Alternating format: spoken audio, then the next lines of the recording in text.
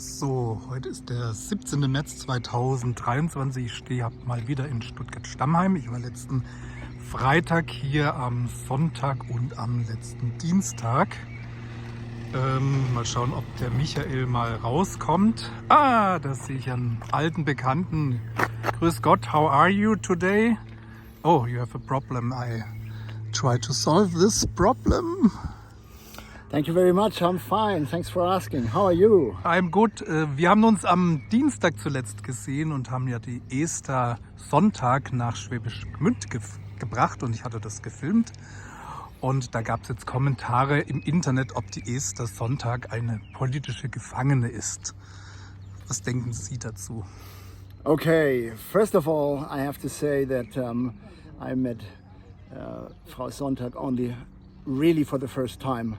Right here on the spot on the 12th while she was demonstrating here for the release of our political prisoner. Now, meeting somebody at a political demonstration obviously gives you a hint what this person is all about. I have to say, to start out with, that I do not share most of her goals. I do not approve of most of her methods. But I think to put into question whether Frau Sonntag is a political activist, that's really kind of strange. Usually people who do question this with that kind of evidence are rather greedy, and you know, it's easy to sit at the kitchen table at home and punch something into your keyboard as a comment for her actions. So, is she a political prisoner? Well, to me personally, it's a question of intent. Let's see how this whole story evolved the way I got to learn about it. Okay, Frau Sonntag was leading a Spaziergang, which is by definition an act of political resistance. What was it all about? It was about being locked down, having not the chance to execute your right of assembly, which is foundational in our Constitution. It's Article 8, Section 2. And then it happened that she was approached with about 150 people behind her by some police people that were obviously not too keen on these people continue their march. They had a little hasty discussion, you know.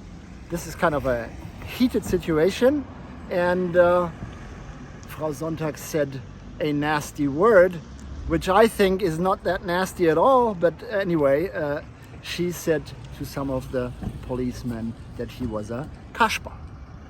And this man felt really offended by it. At least he proclaimed to do that he was completely offended by it.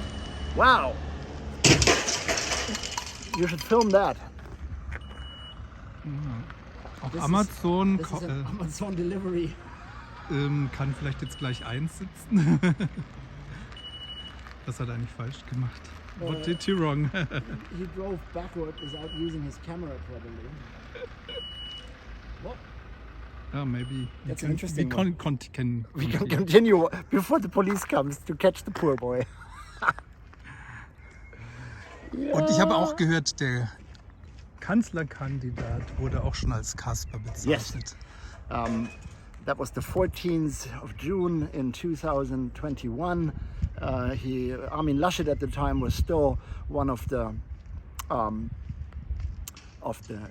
candidates to become the Chancellor of Germany, and at the time it actually looked like he was probably going to be the Chancellor of Germany. And the Stuttgarter Zeitung had a little meeting in some hall in Stuttgart. I was present, and Armin Laschet there was confronted with a video that the Stuttgarter Zeitung had put together. They were at the Königstraße asking people whether they knew who Armin Laschet was. and there was a lady, probably a little bit older than Frau Sonntag is, and when she was asked, do you know Armin Laschet, she said, der Kasper, der wedelt nur mit die Hände. And I'm very sure that she was not charged, there were no criminal charges pushed against her for using the word Kasper for Armin Laschet. So, be this as it may, she at the time apologized. There's witnesses for that. So she apologized and said, you know, please forgive me. I do not want you to feel bad about what I've just said. And it would have been just normal for the other side then also to step down, but they didn't. They wanted to have a handle on this lady that was leading a Spaziergang, because they wanted to end the Spaziergang, because they thought, you know, they had to do that. Obviously, when the paperwork came in, and whether that was on purpose or not, I don't care. She did not handle the paperwork right, and therefore the Widerspruch that she sent in was simply not valid. End of story. There was no court case. She got, because on paper she forgot to put Rechtsmittel in, she was sentenced to 30 days for 30 euros.